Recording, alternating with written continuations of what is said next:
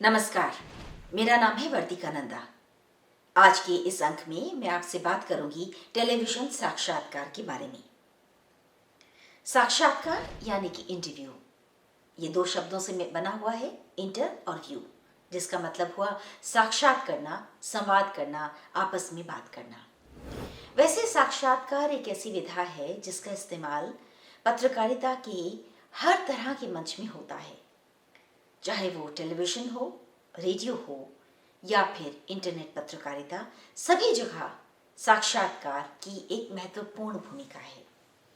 Print की दुनिया में तो वर्षों से साक्षात्कार का इस्तेमाल होता रहा है। आज के इस अंक में मेरी बातचीत के केंद्र में टेलीविजन के साक्षात्कार हैं। तो साक्षात्कार यानी एक दूसरे से बात।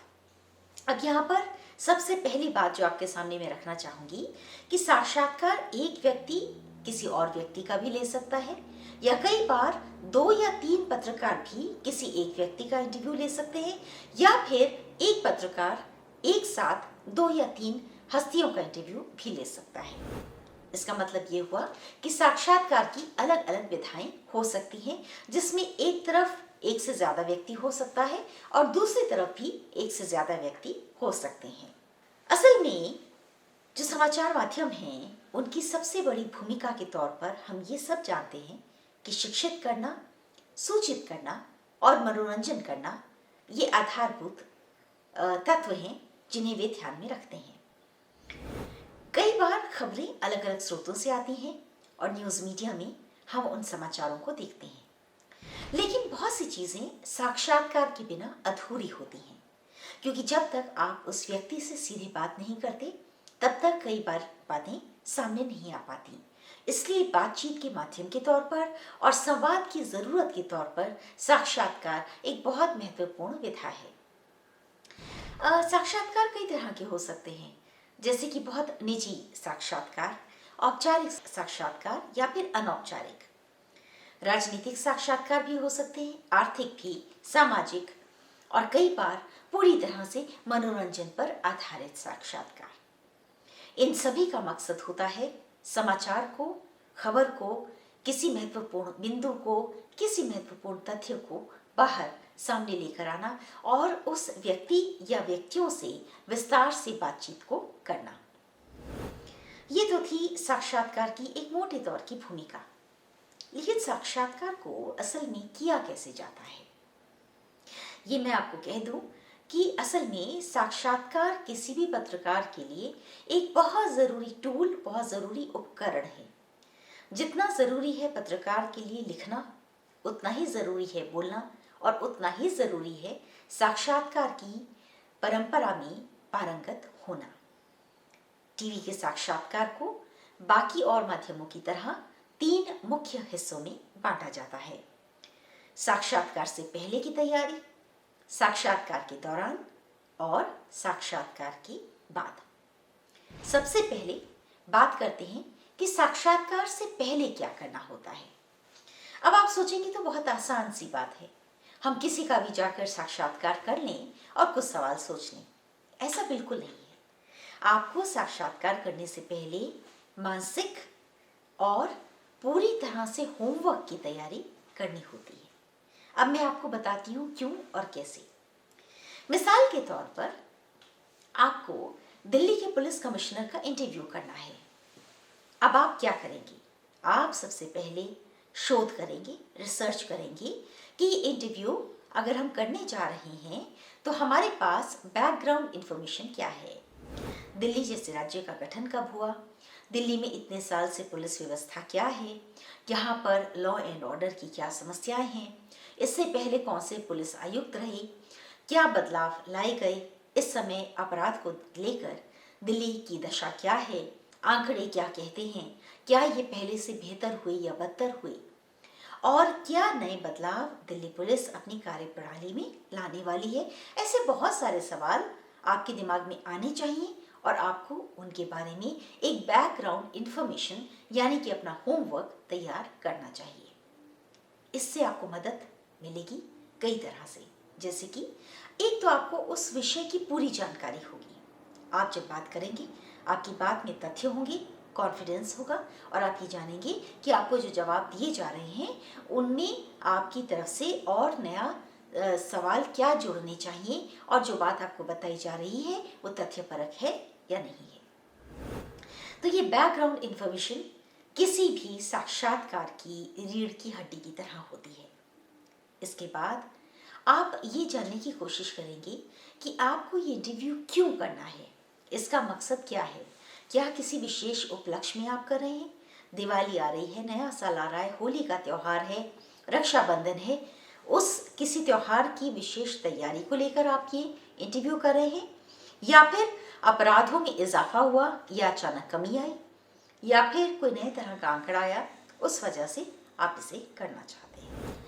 कारण के बारे में जब आप स्पष्टता से सोच लेते हैं तो आपके लिए सवालों का गठन आसान होता है। इसी स्टेज में यानी कि इसी चरण में आपको बहुत सारे सवालों की तैयारी करनी होती है। आप कभी भी ये सोचकर टीवी के साक्षात्कार के लिए मत जाएं कि आपको सिर्फ 5 या 6 सवालों की जरूरत होगी। आपके पास सवालों की लंबी फहरिस्त होनी चाहिए। एक बहुत ज़रूरी बात पत्रकारिता की पढ़ाई के समय हम अपने छात्रों से कहते हैं वो ये कि जवाबों की गुणवत्ता सवालों की गुणवत्ता पर निर्भर करती है।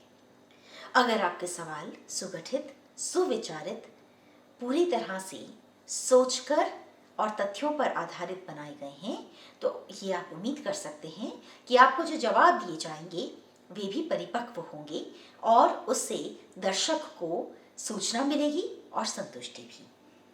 इसी कड़ी में जब आप ये तय करते हैं कि आपके इंटरव्यू का मकसद क्या है, आपको ये भी तय करना है कि कितनी देर का इंटरव्यू आपको करना है। टीवी में समय बहुत ज़रूरी है। अगर आपको 5 मिनट का इंटरव्यू एडिट करके देना है तो आपको अपनी समय सीमा के अंदर रहना है। ऐसा नहीं होना चाहिए कि 5 मिनट के इंटरव्यू के लिए आप 4 घंटे की इंटरव्यू कर लें। आपको ये ध्यान रखना है कि आपको इतने से चंक के अंदर एक ऐसी इंटरव्यू चाहिए जो पूरी बात को कह सके और वो तभी होगा जब आपकी मानसिक तैयारी पूरी तरह से सशक्त होगी। इसके बाद आप ये भी तय कर सकते हैं कि आप अपने न्यूज़ एडिटर से पूछें कि इस इंटरव्यू को कब और क्यों दिखाया जाना है। क्या इसका प्रसारण 10 दिन बाद है? क्या इसे आज ही प्रसारित करना है? क्या इसे वीकेंड स्टोरी के तौर पर इस्तेमाल होना है? क्या ये फीचर स्टोरी होगी या हार्डकोर स्टोरी होगी या सॉफ्ट स्टोरी होगी? इससे भी आपके सवालों की गुणवत्ता पर बहुत असर पड़ेगा। अगर आपको फीचर स्टोरी करनी है, आपके सवालों का चुनाव एकदम अलग होगा। और अगर आपको हार्डकोर स्टोरी करनी है अपराध को लेकर या किसी तफ्तीश को लेकर, तो जाहिर तौर पर आपके सवालों की जो धुरी है उसके आसपास ही घूमनी चाहिए। इसी दौरान ये तो आपकी वो तैयारी हुई जिसके लिए पूरी तरह से आप जिम्मेदार हैं। कुछ चीज़ें और आपको इसी समय करनी होंगी, जैसे कि इंटरव्यू का समय, इंटरव्यू का दिन, आपको अपॉइंटमेंट लेनी होगी और आप उस हिसाब से अपने समय का निर्धारण करेंगे। इसी समय में आप अपनी क्रू को डिसाइड करेंगे। आपके पास एक कैमरा पर्सन आप लेकर जाएंगे, 2 या 3, आप 3 कैम शूट कर रहे हैं, 2 कैम शूट कर रहे हैं या सिंगल कैम शूट है, ये सारा काम भी आपको इसी स्टेज में करना होगा। इसीलिए इस स्टेज को प्री प्रोडक्शन स्टेज भी कहते हैं, क्योंकि प्रोडक्शन से पहले आप ये प्लानिंग की तैयारी कर रहे हैं। आप तैयारी करते हुए हो सकता है आपको कोई ऐसी पुरानी फुटेज मिले या कोई ऐसा शॉट मिले या आप ही की हुई कोई पुरानी स्टोरी मिले जिससे आपको लगता है कि इस इंटरव्यू के दौरान फॉलो अप किया जा सकता है, तो वो तैयारी भी आप इसी समय करेंगे। कई बार कुछ पत्रकार इन विषयों के जो पारंगत लोग होते हैं, एक्सपर्ट्स होते हैं, उनसे भी संपर्क में आ जाते हैं। और जैसे कि मैंने आपसे जब पुलिस का एग्जाम्पल लिया, हो सकता है कि आपके दिमाग में आए कि जो लोग अपराध बीट को कवर करते रहे हैं वर्षों से, आप उनसे कुछ जानकारी लेना चाहें ताकि उसके आधार पर आपकी इंटरव्यू कुछ और ज़्यादा सुनियोजित तरीके से बन सके। इन तमाम तैयारियों के बाद जब आप अपनी अपॉइंटमेंट लेंगे, फिर आप अपनी अगली स्टेज की तरफ जाएंगे जो कि है इंटरव्यू स्टेज, और ये इंटरव्यू का दूसरा हिस्सा है। आपको जो भी समय दिया जाए समय पर पहुंचे अपनी क्रू के साथ, और जाते ही ये बात पुख्ता कर लें कि आपकी बातचीत किस जगह पर होनी है। जो जगह, जो सेट आपको बताया जाए वहाँ पर आप अपनी क्रू के साथ पूरी तैयारी कर लें और उसके बाद आपकी इत्तला दे दें जो भी आपके गेस्ट हैं कि अब आप इंटरव्यू के लिए तैयार हैं। आप ध्यान रखें कि टीवी के साक्षात्कार में आपको अपने कागज़ को या अपनी कॉपी को बार बार देखकर सवाल नहीं पूछने, इसलिए इंटरव्यू से पहले अपने नोट्स को एक बार ठीक से देख लीजिए। बहुत ज़रूरत पड़े तब आप उन नोट्स को दोबारा देख भी सकते हैं, लेकिन आप रट्टा करके इंटरव्यू को बिल्कुल नहीं लेंगे। जब आपके अतिथि आ जाते हैं, उनसे सौहार्दपूर्ण माहौल में बातचीत करते हुए पूरी विनम्रता के साथ जब आप इंटरव्यू शुरू करने लगें, तब आप उन्हें बता दें। इंटरव्यू हमेशा पूरी तरह से एथिकल होनी चाहिए। पत्रकार के हर काम में उसके मूल्यों की रक्षा ज़रूर होनी चाहिए। अगर आप रिकॉर्ड करना शुरू कर रहे हैं तो आपकी जिम्मेदारी बनती है कि आप उस व्यक्ति को सूचित करें कि अब आप इसे रिकॉर्ड कर रहे हैं। रिकॉर्डिंग के दौरान सवालों की शुरुआत ऐसे सवालों से भी आप कर सकते हैं जो थोड़े से कम पेचीदा हों या हल्के हों, ताकि जो इंटरव्यू दे रहा है वो उस समय सीमा में अपने आप को सहज कर सके। जो ज़रूरी सवाल हैं उनको आप मानसिक तौर पर अपने दिमाग में आप रखें और फिर उन सवालों को पूछते जाएं। आपके सवाल बहुत लंबे ना हो, बहुत टेढ़े मेढ़े ना हो और उलझे हुए ना हो। जितना सीधा सवाल और छोटा सवाल होगा उतना ही सरल जवाब मिलने की आप उम्मीद लगा सकते हैं।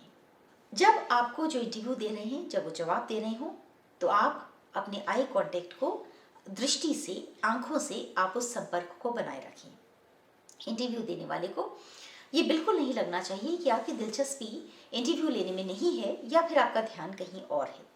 अगर ऐसा होगा तो इसका सीधा असर आपकी इंटरव्यू की क्वालिटी पर, उसके स्तर पर पड़ेगा।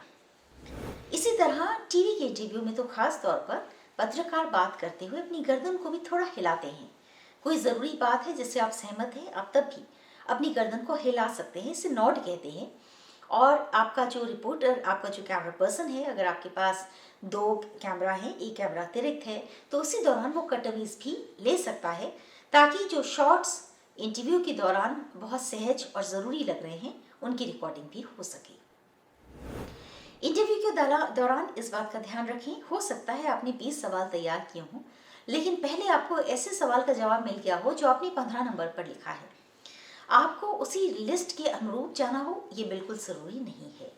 जो आपको इंटरव्यू दे रहे हैं, हो सकता है आपके 20 सवालों का जवाब वो सिर्फ 4 सवालों में दे दें।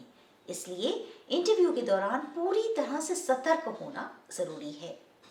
इसी तरह ज़रूरी नोट्स को आप साथ साथ लिख सकते हैं। टेलीविज़न इंटरव्यू में ऐसा नहीं है कि आपको लिखना मना है, आप बिल्कुल साथ लिखिए, ताकि आप अगर बाद में आपको संपादन की ज़रूरत पड़े तो आप आसानी से अपने नोट्स को देख सकें। यहाँ पर एक और बात है, कुछ इंटरव्यूज़ लाइव होते हैं और कुछ रिकॉर्डेड होते हैं। लाइव इंटरव्यू में आपको ये पूरी सख्ती से ये ध्यान रखना होगा, अगर आपको 5 मिनट कहा ही गया है तो आपको 5 मिनट में अपनी बात पूरी करनी है, इसलिए सारे ज़रूरी सवाल आपके शुरू में आएंगे। लेकिन अगर ये एक रिकॉर्डेड इंटरव्यू है तो आप थोड़ी सी सुविधा का इस्तेमाल कर सकते हैं कि अगर जवाब देने वाला कुछ अपनी बात को थोड़ा लंबा भी कह रहा है, विस्तार से कह रहा है, तो आप ये समझ सकते हैं कि आप संपादन के समय, एडिटिंग के समय उसे आप एडिट कर सकते हैं। इसी तरह रिकॉर्डिंग के दौरान अगर आपका एक टेप से ज़्यादा का इस्तेमाल हो गया या आपने एक टाइम ड्यूरेशन से ज़्यादा आपने शूट कर लिया, तो आप अपनी लेबलिंग करते जाइए, आप लॉग करते जाइए कि आपको किस क्षण पर कौन सा जवाब बहुत माफिक लगा और उस जवाब को आप कैसे इस्तेमाल में लाना चाहेंगे। इंटरव्यू के दौरान कई बार असहज मौके भी आ सकते हैं और तब पत्रकार को अपनी विनम्रता का इस्तेमाल करते हुए ये बात भी जतला देनी चाहिए कि आप भी अपना एक काम कर रहे हैं और उसके तहत आपके लिए इन सवालों के जवाबों को पाना ज़रूरी है। मिसाल के तौर पर अगर आप किसी मंत्री का इंटरव्यू कर रहे हैं और उनके पास समय की कमी है, तो आपको ये ध्यान में रखना होगा कि आप ज़रूरी सवाल तुरंत पूछ लें और अगर कोई चीज़ किसी को पसंद नहीं आती तो भी आप अपनी बात को स्पष्ट तौर पर बता सकते हैं। इंटरव्यू के दौरान आपको ये ध्यान में रखना है कि जिन बातों को आपने सोचा है, जिस मकसद से इंटरव्यू लिया जा रहा है, जिस ब्रॉडकास्ट टाइम के लिए इस इंटरव्यू को देना है, आपने जो आपको निर्देश दिए गए हैं ऑफिस से, उनको भी आप पालन साथ साथ करते जाएं। ऐसा ना हो कि आपको किसी हार्डकोर स्टोरी की इंटरव्यू के लिए भेजा हो, लेकिन आप जो इंटरव्यू करें वो पूरी तरह से फीचर स्टोरी का इंटरव्यू बन जाए। जो मकसद है उससे आप अपने आप को बिल्कुल भी भटकाएं ना। इसी तरह जो भाषा है, आपका अगर इंटरव्यू हिंदी में है या फिर अंग्रेजी में, तो कोशिश करिए उसी भाषा में आप अपने वार्तालाप को करें। और जिनसे आप इंटरव्यू कर रहे हैं उन्हें भी आप ये स्पष्ट तौर से बता दें कि आपकी इंटरव्यू की भाषा ये है, ताकि वे उस अनुरूप उन जवाबों को दे दें। इंटरव्यू के दौरान ये भी बात ध्यान में रखें कि आप एक निष्पक्ष पत्रकार के तौर पर सवाल पूछें। आप किसी बायस को लेकर ना जाएं। ऐसा ना हो कि आप जिनका इंटरव्यू कर रहे हैं आपने पहले ही सोच के रखा हो कि इंटरव्यू अच्छा नहीं होगा, या फिर आपकी कोई ऐसी विचारधारा हो और आपको लगता हो कि सामने वाला व्यक्ति उसकी विपरीत विचारधारा का है। आपको इंटरव्यू एक निष्पक्ष पत्रकार के तौर पर करना है, तभी आप अपने इंटरव्यू के साथ पूरी तरह से न्याय कर पाएंगे। अब बारी है तीसरी स्टेज की और अंतिम स्टेज की, जो कि आपने इंटरव्यू के बाद करनी है। ये इंटरव्यू के बाद की स्टेज है। इसे पोस्ट प्रोडक्शन स्टेज में शामिल किया जा सकता है। इस स्टेज में इंटरव्यू के बाद जब आप ऑफिस आते हैं, और ख़ास तौर पर जब ये एक रिकॉर्डेड इंटरव्यू है, तो आने के बाद आप अपने नोट्स को देखते हैं और फिर आप ये अंदाज़ा लगा लेते हैं कि कौन सी बातें सबसे ज़्यादा ज़रूरी हैं और किसे आप सबसे ज़्यादा अहमियत देना चाहेंगे, केंद्र में रखना चाहेंगे। फिर आप ये भी तय करेंगे इसको एडिट कब किया जाएगा, कितनी देर का एडिट किया जाएगा, क्या आपको क्रेडिट रोल की आवश्यकता है, क्या आपको ग्राफिक्स की आवश्यकता है। मिसाल के तौर पर आपने कृषि मंत्री का जो इंटरव्यू किया और आपको लगा कि इसमें बहुत सारे आंकड़े हैं। अब बार बार उन आंकड़ों को अगर आप बोलेंगे, दर्शकों को शायद वो याद भी ना रहे। इसलिए आप ग्राफिक टीम के पास जाकर अपने चैनल के जो रंगों का संयोजन है उसके मुताबिक आप ग्राफिक्स बनाकर दे देंगे, ताकि जब तक आपकी इंटरव्यू एडिट हो तब तक आपकी ग्राफिक्स भी तैयार हो जाए।